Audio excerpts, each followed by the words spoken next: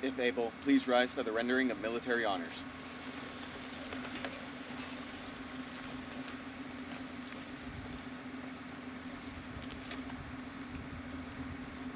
Honor guard, fire your round.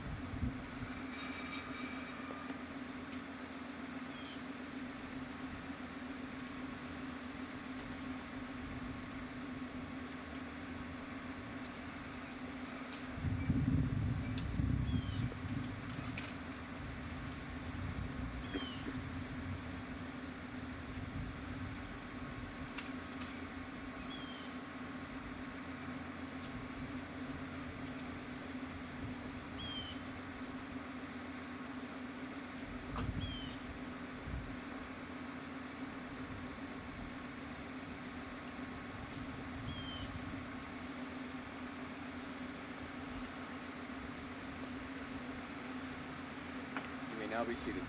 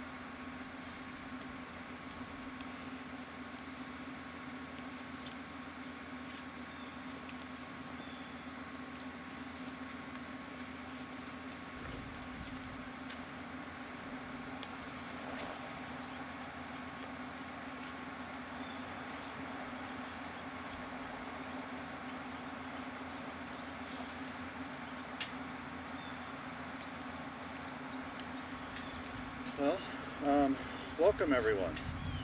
Thank you for coming. I really appreciate it.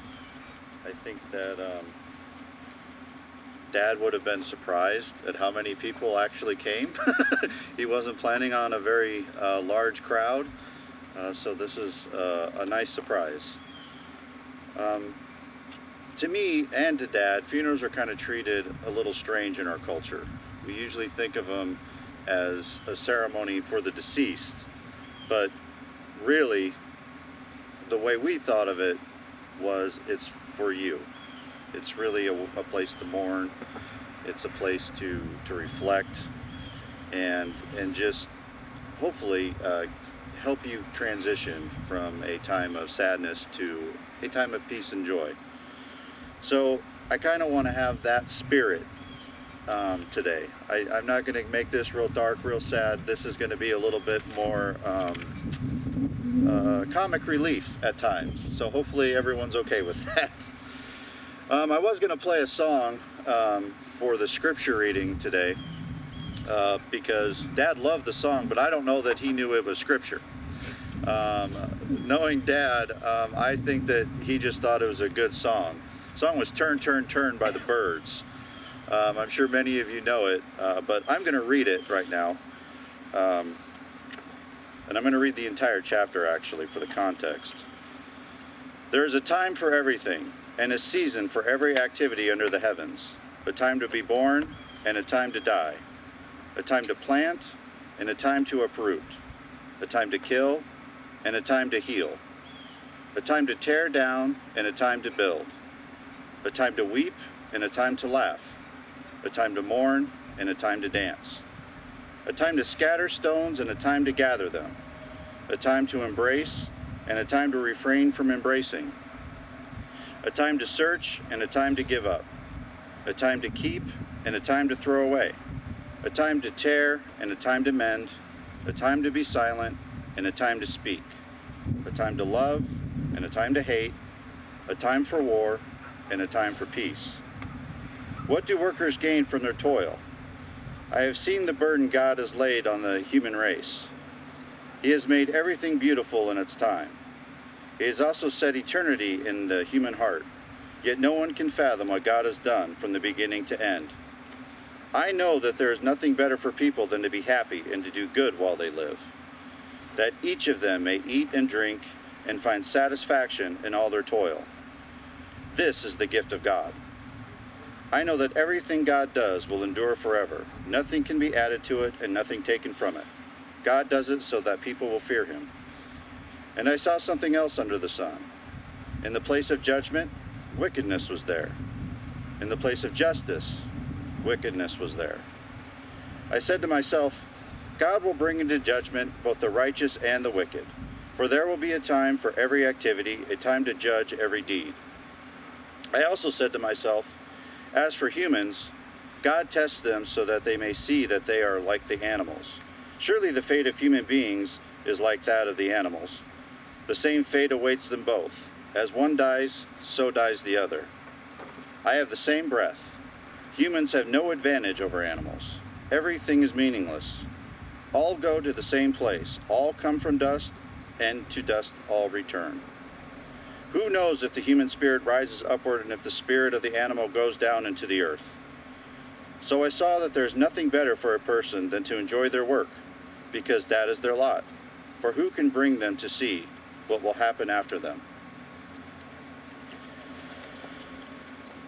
Dad was not a religious man. He took an agnostic approach pretty much to his belief system. But he was always searching for answers. And I think that chapter would have really helped him in his search. As I was looking through his things, even though he wasn't religious, he did have Grandpa's old Bible, and in that Bible, he had a picture of all of you, all of his family were in there, because you meant that much to him, and he still believed in something. I also found a book in his just pile of stuff, honestly. I don't know when he went through this, but the book was kind of like a self-help book to try to figure out life and your place in it. And he was studying that. He had underlined things. He had notes written in it. So even though he wasn't particularly religious, he definitely had a spiritual side to him. I wish that I could have shown him that chapter, I think, a little earlier. I did point it out once. He said, I don't read, so he never did read it. But he sure loved to sing the song, Turn, Turn, Turn, so he got it whether he liked it or not. But we're going to have a moment of silence in honor of Dad, and while we do that, I just kind of want you to reflect a little bit on that passage and the different moments in life that you've had that maybe have been difficult, or that, like him, thought weren't good, or that were kind of traumatic, to be honest. But there's always a place for everything, and I just want us to kind of think about that. So if you could please bow your head.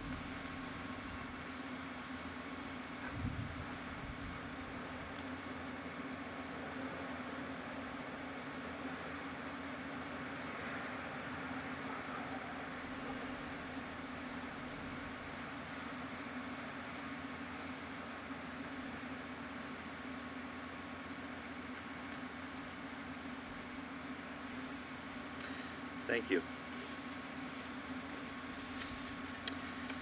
So, I want to say a few words about him.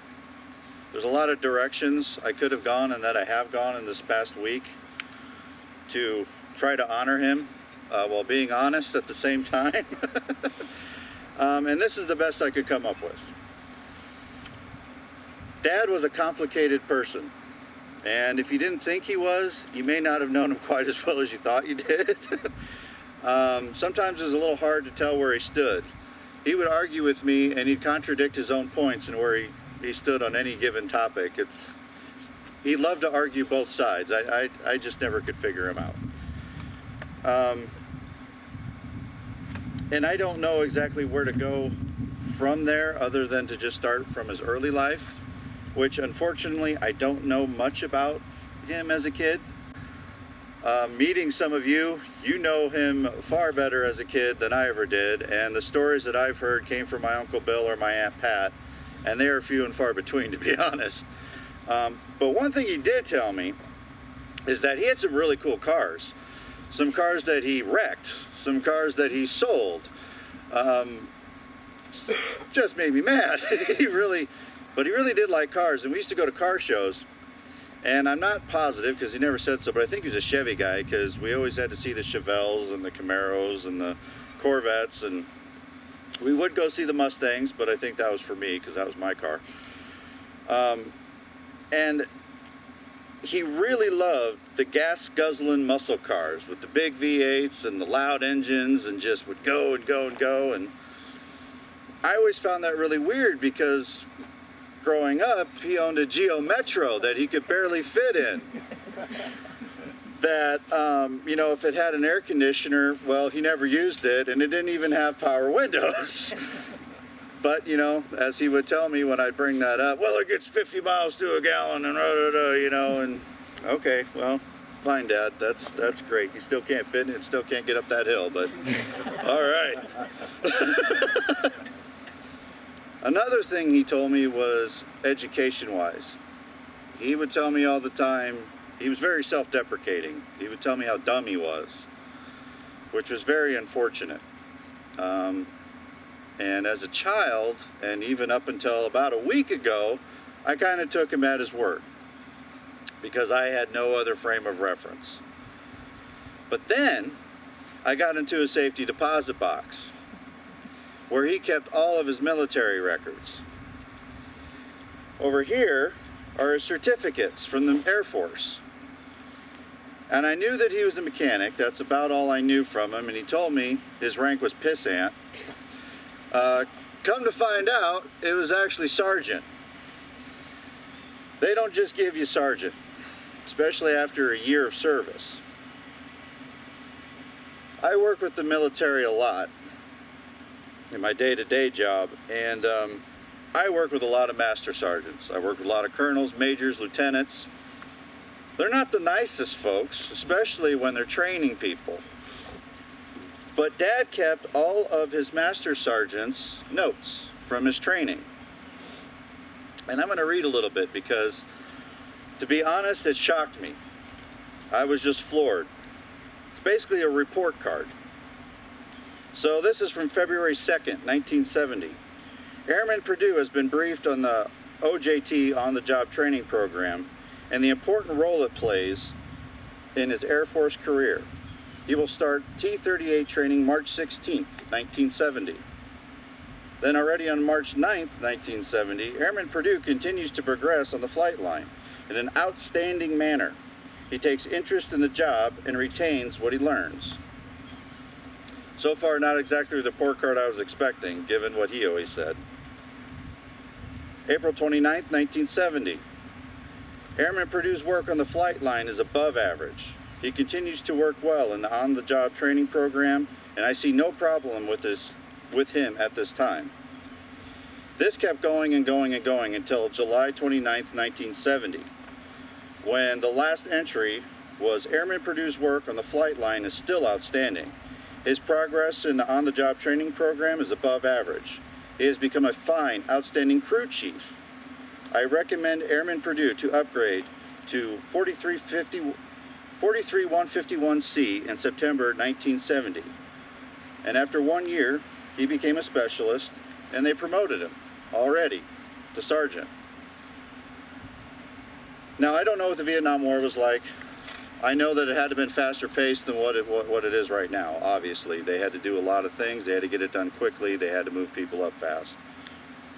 But working with the DOD as I do, the DOD does not work fast in anything. I don't care how fast they have to go. They are the slowest people in the world to do anything. And some of you, if you're veterans, I guarantee you know that.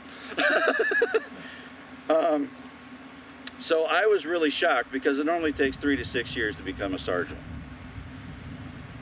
And now I'm telling you this because I frankly am damn proud of him. And I wish he would have told me this. And in fact, I asked him just a few days ago, in a very heartfelt moment at midnight when he was finally awake, why the hell didn't you tell me you were a sergeant? And he said, I don't know why I didn't tell you. But that was Dad. He was very private, and he never liked to tell me anything, especially about his service. But I couldn't believe the high marks he received. And I mean, for God's sakes, one of those up there was an HR. Bob Perdue took an HR course and he passed it. Anyone that knows him should be shocked by that. But as I said, he was complicated. His work life. Dad, in my eyes, was a master electrician in more ways than one, and not in the way most people think of it. I watched the man replace and repair transformers my entire life, watched him repair radios, TVs, wire houses, install breaker panels. He rewired the entire auditorium in Madison because he was bored. He soldered circuit boards, and just a few years ago I found out that he field terminated fiber optic cable for a while. And that was back when it was a real pain in the butt to terminate fiber optic cable. Most people in electronics, like me, stick with one thing. He didn't. He seemed to want to do it all, and he did it all very well. He was a jack of all trades, which made him a great person to work for the city. But I will admit, as handy as he was, he did like to make things a little bit difficult for himself sometimes. I was helping him on a project in his house. This was some years ago. And we needed to drill a couple holes in a board. And he said, oh, I'll take care of that. And he goes out to the garage. Well, 30 minutes later, he hadn't come back with this stupid board for 2 holes. So I'm like, what in the hell is he doing? He had a hand crank drill from like 1870. And he's out there just whittling this stupid board. I brought all of my tools from Omaha, and he knew it. There were 3 drills there for him to use. I'm like, see this? This will get us done today. I just walked away from that one. I wasn't going to argue with that. I just let him keep cranking. But yeah. Oh, by the way, he never did buy an electric drill. Still nothing there. Still just hand tools. Personal life. Dad struggled a little bit in his personal life, as a lot of you know. He was a very introverted person. He liked to be alone. And socializing, it really drained him. But he did love to socialize with people. He loved to be with family. He loved to go hunting with you guys. Loved it, loved it, loved it. He made me go to one of your gymnastics meets. I didn't want to go, but he's like, no, we got to go support her. Okay, fine, let's go. So, sorry, 1 second. I wish that he would have done more. I wish he would have gotten out there more, but I do know that it was hard for him. What I didn't like is that he complained that he didn't have a lot of friends. He would say this a lot to me, I have no friends, I have no friends, and I'd point out some friends, and of course he'd retort with, well, I told them to off. Sorry, there's children. You can fill in the blank there. So I don't really like him. It's like, Dad. But that pretty much summed up his personal life. Music. Dad loved music. Oh my goodness, did Dad love music. We would play guitar all the time. And he taught me on this old K guitar. Some of you may have seen it. But again, just like he did with tools, the strings were this far away from the stupid fretboard. It was almost impossible for a human being to even play. And he's sitting there with me as a 7-year-old wondering why I can't push this thing down. And he's like, oh, to train your fingers when you get a better guitar.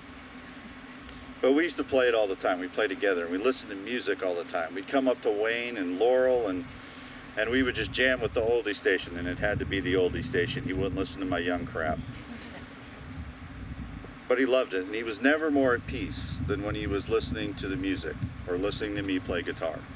And I love that look on his face. And although Dad was complicated, as I've said, I loved him very much. As a kid, I wanted to be just like him. And I told him that a lot. But I did follow in his footsteps. I took what he taught me with electronics, and I did that. And I will always cherish the times that we did spend together. He bought a house just 2 blocks away from me, so I could go there anytime, and I was there almost every day of the week.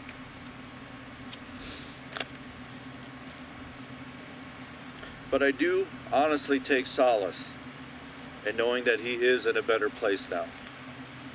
He was in a lot of pain, mentally, physically. He was exhausted. And so I am honestly very happy that he went the way he wanted to go. It was quick, and that the pain is now gone. Now, if anyone else would like to come up and say a few words, you may. Just step to the side. So, is there anyone who wants to say anything? All right. I do have a couple, because if you know my Aunt Pat, she's got something to say. So she sent me an email. So this is from Pat. This is her story. I am Bob's sister Pat. I'm not, but you know. And boy, do I have stories. I probably shouldn't share these stories, but here it goes anyway. These things happened in Wayne when we were all little kids. When Bob was 5, he locked our kittens in Grandma's old icebox so they would stop running around the basement. Yeah, fortunately they had plenty of air. I gave him a stern lecture, as was my duty as the older sister. At age 8, he would sometimes sleepwalk around the neighborhood. I chased him all over the neighborhood one night, trying to herd him home. The little twerp went back to bed and didn't remember any of it in the morning. One of my favorite stories happened when Bob was 9. It wasn't a favorite at the time. Bob and the neighbor Timmy put a can of fishing worms in my bed. Now I ask you, would you like it if somebody put fishing worms in your bed? I now cherish these stories, and others. Eventually, I had to conclude that this is just what little brothers do. Peace be with you, little brother. And this is a memory from Lyle. We learned that Bob loved museums of all kinds, and I'm so glad that Pat and I got to go with Bob to the National Air and Space Museum in Washington, D.C. that displayed the airplane he worked on in Vietnam, the F-105 Thunder Chief fighter jet. We had the best time together that day. Fly high, Bob. Well, I want to thank everyone for coming. Hopefully it was painless for you. Hopefully you can find peace after this. I do want to thank the VFW Post 5291, the American Legion Post 43, and the Air Force Color Guard. I didn't get them all in the program because I didn't know they were all coming. So I wanted to make sure I said thank you. I really want to thank Bill and Sherry for your help, especially prior to Dad's death and during the planning of this.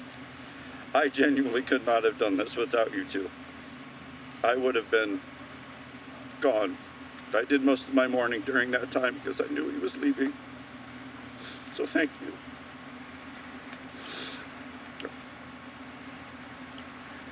I want to thank my Aunt Pat, who's not here. She's the genealogist of the family, and she helped me with a lot of the history because I don't know crap about anything in his history, so thank goodness she was there. My mom for getting me through a lot of the times at the nursing home. I appreciate you letting me talk and letting me be kind of snippy sometimes as I can get, as Dad could be. The apple did not fall from the tree. And my wife, Jen. She helped with getting all of these framed and getting the programs done and did a lot of planning and coordinating and was just a support for me. She even took my dog Roscoe up to Madison, Nebraska so I could see him while Dad was in the nursing home. And I want to thank Stonachek Funeral Chapel for all your help and for getting me through this. I'm clueless, so I really appreciate it. And with that, we are going to have a luncheon. It's at the Fourth Jug. If you don't know where that is, you can just exit the cemetery and take a left. Just keep going down Highway 35 till you see McDonald's, and you take a right after McDonald's. It's right there. Can't miss it. We look forward to seeing you all down there. So, thank you very much for coming. I appreciate it.